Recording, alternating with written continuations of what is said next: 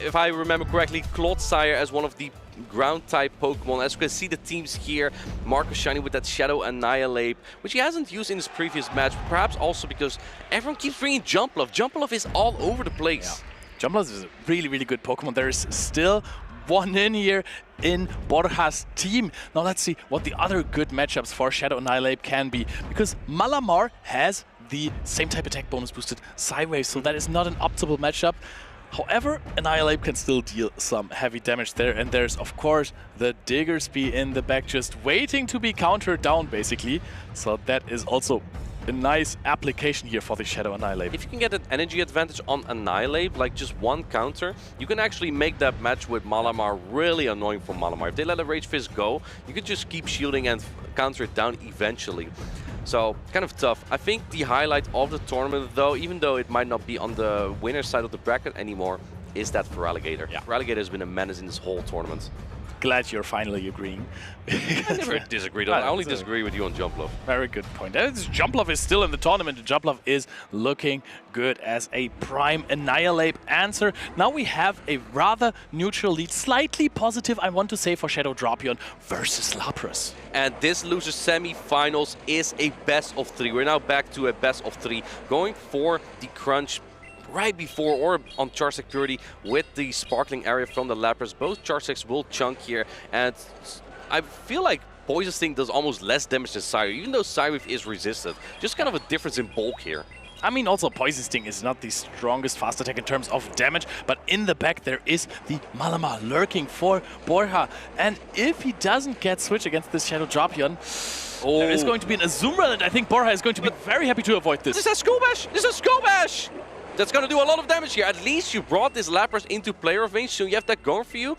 But out of all the attacks that there can be thrown on Azumarill, Skull Bash is not one you like to take here. I guess you don't want to take Sparkling Area on Drapion either. And a Sparkling Area catch would have been really great. They're trying to catch a player on Clodsire, which would have been resisted, but it fails. And now you take a super effective Ice Beam. Yeah, that makes a huge difference. But I also want to mention that Borja doesn't really have a hard answer to the Shadow Drapion. So swapping out that Shadow Drapion, even though you're giving up alignment and the chance to have Azumarill on the Malamar, Shadow Drapion with energy, rather healthy in the back, is going to be an absolute pain, especially from this range.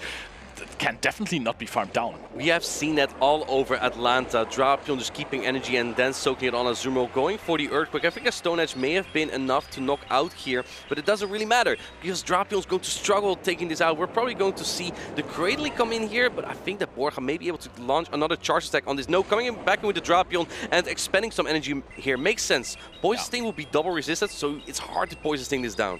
I would have also loved to see a Bullet Seed down, however, that could have resulted in a lot of damage taken on that Cradily, so maybe that was the smarter choice. Would have been funny though. So what do you bring in as Borja? Because 2 damage per Psywave, almost an Aqua Tail range. You have to bring in the Malamar, and Malamar is also Psywaving here. The Lapras doesn't have any energy. It threw a Skull Bash into the Azumarill. We see a shield here from Marcus Shiny, preserving all his energy. And I think as Borja, maybe you want to try and catch, because you want to clear that debuff. And no, it's a Charge Tech Purity. You cannot swap out. You gotta shield this. Finally using his first Protect Shield in this game, but Drapion's so close to another Charge Tech here. I think at this point, a Foul Play would have also been very close to knocking out there. The Cradily is being swapped in, and now Borja knows he can't really get out of this matchup right now, because then the Lapras is in big trouble. I expected a catch attempt here from Borja, but perhaps it was too predictable to do that exactly on the Rock Tomb here. Is Marcus Shiny going to throw immediately? Yes, he does. That is kind of the most predictable and unpredictable thing to do.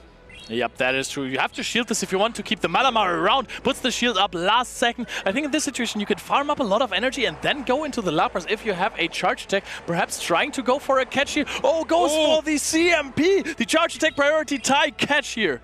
And I think maybe he succeeded, but it doesn't really matter at this point, because you lose your Lapras, you lose your charge attack, and this Malamar is almost in Aqua Tail range even, especially if you go for a superpower. I think you have to throw a Foul Play here. But if you throw the superpower and you have another superpower that you can throw into the Shadow Drapion, I think you win charge attack priority, so Malamar might be able to close out this game here again. Charge attack priority. Is this superpower going to knock out? It is single stage debuff. Can Drapion hang on?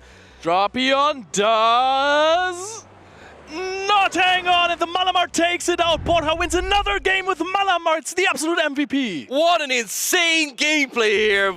his signature dancing Pokemon Malamar. Borja taking the first game against crowd favorite Marcus Shiny here. But Borja is no easy opponent. He knows the Malamar matchups so well. Yeah, but the way he clutched out games with his Malamar is absolutely insane. And this is something, even though some players might have not considered Malamar the optimal pick for the meta in this tournament. If you have your Pokemon that you're absolutely amazing at, that you know your matchups inside and out, sometimes those comfort picks can actually win you more games than a good meta call. But if you look at the team of Marcus Shiny, it is straight up appealing to bring the Malamar. Clodsire, Shadow Annihilate, Cradily are all fine matchups. Yeah. Even Drapion is not the worst because Superpower can hit so incredibly hard. Shadow Feraligatr is kind of neutral, although when more shields are in play, Feraligatr does take that matchup because Shadow Claw and Hydro can add up so much. The only thing to stop that Malamar is the Azumarill, but when shields are in play, that Malamar Psywave still chunk the Azumarill a lot. And Azumarill can be, typing-wise and attack-wise, a hard counter to some Pokemon, yes. But Azumarill is so easy to dance around, especially for Borja, because you can just farm up a ton of energy and then get a maybe predictable catch later on. But now we have the Shadow Drapion versus Shadow Jumpluff Classic in the lead. A slightly favorable matchup for Marcus Shiny, but if you land an Acrobatics here as a Jumpluff, it would almost wipe out the entire Drapion. So it kind of comes down to bait calls here from Marcus Shiny. First crunch lands. A debuff would help here, but he doesn't get it. So the point things add up. Still super effective, but not as much with a crunch debuff. And here we go. Do we see a first Protect Shield? Yes, we do see the first Protect Shield, but it's only an Area Ace. I really like this Aerial Ace, but he goes immediately into the Lapras, even though this is not the best matchup. There is a lot of energy on that Shadow Drapion. Are we going to see a crunch debuff here? Because that could spell disaster for Borja. Interesting, not swapping out into the hard answer that is the Cradily just yet. This Lapras does have Ice Beam, so you don't have to fear that. Swapping out with the Crunch banked, and now swapping into the Cradily. But I think this Lapras gets it to Sparkling Arrow before the first Rock Tomb even. So you get chipped a lot here. Yeah, but that is still a lot of damage. You're absolutely right about that. Another one will put it deep into the yellow. And then you, of course, you also want to overfarm in that matchup with the Cradily. And that is going to deal more damage because those Psywaves are absolutely neutral. I think you farm a little bit more here, about 2 or 3 Bullet Seeds as Marcus Shiny. No, he goes for only 1, wants to get rid of this Lapras right away, and has a little bit of energy to go into the next matchup, but I believe that the Jumpluff will be able to outpace because it baited earlier, but he's going in with the Clodsire. I like this play a lot from Borja because now you can go for a Grass Knot as Marcus Shiny. You make sure that Marcus Shiny cannot Rock Tomb your next Pokemon and debuff it. Yep, Grass Knot deals a little bit of damage. Clodsire is so good at sponging energy from other Pokemon. Now going for the hard-hitting Earthquake. Only 1 shield remaining on Marcus Shiny's side. He is nervous about this. Decides to no-shield this. Earthquake comes through. Boom! Shadow Jumpluff going in with the combo play. Aerial Ace is going to be thrown into the Shadow Feraligatr. No-shielded again. Shadow Feraligatr, the star of the tournament, but not in this game. He's putting everything on the Drapion here. Borja's putting on the pressure though. He has 2 shields still in play. Marcus Shiny only 1. You have to bring the Drapion, which still had a crunch stored, and then you have a catch available in Cradily. But this is looking tough. Can you get the Poison Sting down here? Not before this Jumpluff will be able to get to an area. Is going for the crunch. I think an Aqua Tail may have been enough here, but making sure that even if it was caught, that it would knock out or do a lot of damage on the next Pokemon. Shielding it up is interesting. Now you can go for another attack, but no, going for the Area Ace, putting on the pressure on the last shield of Marcus Shiny. You kind of have to. You have to shield this because otherwise you will get knocked out in the process. Farms up a little bit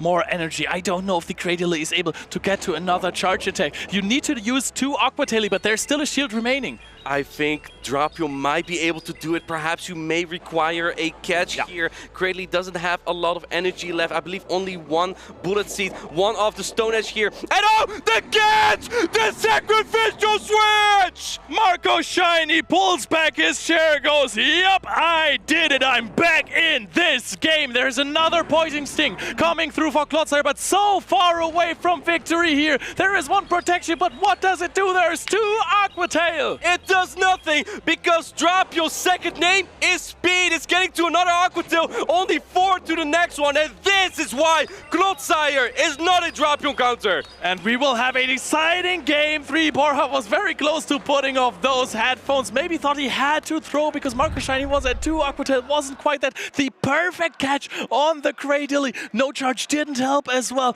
This is a masterpiece of a game. We have a 1-1 score here in the losers semi-finals at Sevilla 2025. Both trainers have already ensured their medal, but the winner of this match moves on to the top 3 and even a better place with more championship points. There's so much on the line for these trainers. This is their first ever prize that they got here. And how do you adapt in this decisive game number 3? Borja needs to trust the Malamar. He needs to trust the Malamar. Malamar was his Pokemon for the entire tournament. There have been doubters. I might have been one of them, but I'm a full believer now. This Pokemon has been so good for Borja. It is very good into Marco's shiny teams. The Azumarill wasn't even on the team for Marco's shiny in the last game, so I think you really have to play that Malamar. Is he going to bring it in the lead? Is Marco's shiny going to predict this fateful Malamar in the lead that has been so good so often before? Does he try to counter it with a Drapion lead or an Azumarill lead? Borja was putting on so much pressure with the Pokemon he had, but like you point out, he needs Malamar. Yeah. Malamar's the Pokemon he trusts the most, especially when Marco's shiny doesn't want to bring the Azumarill anymore. Azumarill is the one thing to stop it. So if there's no Azumarill, Drapion's only a soft counter there. Malamar could run wild. Yep, Malamar could get a lot of energy and then swap out, possibly force a shield with a superpower. It has so much flexibility if it isn't hard counters. Those trainers have locked in. Let's see how it goes. Game 3 of Marco's shiny versus Borja MN. The Malamar, it is met with the Cradily. This is somewhat of a neutral matchup, but it's also slightly favorable for the Malamar with superpower and swapping into the Drapion right away. Going for the chip and dip here with the superpower because you can reach it before the first crunch is reached, because the Drapion is one turn behind after that swap in. But at this point, Borja can just take the energy anywhere else, and he has so much bulk in the back with the Lapras and the jump love. Yep, but if there is a crunch debuff here, another crunch is going to knock out the Lapras. I don't know if Borja is going to be able to keep that switch advantage, to keep the Malamar on the Cradily, but does it need to be there? Does it need to be? Sparkling areas coming through. This won't knock out just yet, but if you let this through, the Lapras can actually Psywave down this Drapion, so you don't want that to happen as Marco's shiny. He wants to put some more value into this Drapion, shields it up, farms some more energy. He's down 2 shields already here. Yep, the Malamar did some work and the Lapras did some work. Borja really loves his Psywaves. Another crunch is going to be thrown into the Lapras and barely does not knock out, doesn't get to the charge tech. Full farm down here for Marco's shiny, but still 2 shields are there on the side of Borja. That is such a problem for Marco's shiny though, because you have the Feraligatr in the back, and Feraligatr is a Pokemon that really needs shields, but now that you have switch advantage, you're likely to get at least a shield back, I would think. I think that this Drapion might barely not be in Area Ace range. It looks like Borja's still keeping his shields for his favorite Pokemon, the Malamar. But listen, Leo, if you don't have any Pokemon left, that Cradily will debuff your last Pokemon and you can't clear it anymore. Yeah, because that's what I think, that you're going to swap out the Shadow Jump Love after this with 2 shields, and the Aerial Ace does knock out. That's so huge. No energy on that Shadow Drapion anymore because it's back in the Pokeball. And now Borja is considering to swap out into the Malamar again, while Marco's shiny is making the hard decision of which Pokemon to bring in. Brings in the Shadow Feraligatr here. I think because you want to pace a little bit faster, and now the Acrobatics is coming through. This is going to deal heavy damage. It's not an energy ball, but Acrobatics, one of the most efficient attacks in the game. Boom! Absolute knockout! The Malamar in the 1v1 versus Cradily. 2 shields up! I can hear a superpower from a mile away! Rock Tomb's coming through, but it's not going to save Marco's shiny. He's not even charging the bubbles. Borja finally putting up his first Protect Shield, but his MVP, his most valuable Pokemon dancing on the stage here, is now at 2 superpower. Malamar is going to try and close out this game. It is very, very debuffed, but it can show you the power, the super power that it has. That is still so much damage. The next charge attack is being thrown. Charge it up, Borja, and then you have at least a 3rd place, and you're going to face Batuman. Borja moves on to the losers finals against Batuman. We're going to have another Spanish class coming up after this. What an insane performance by both players here.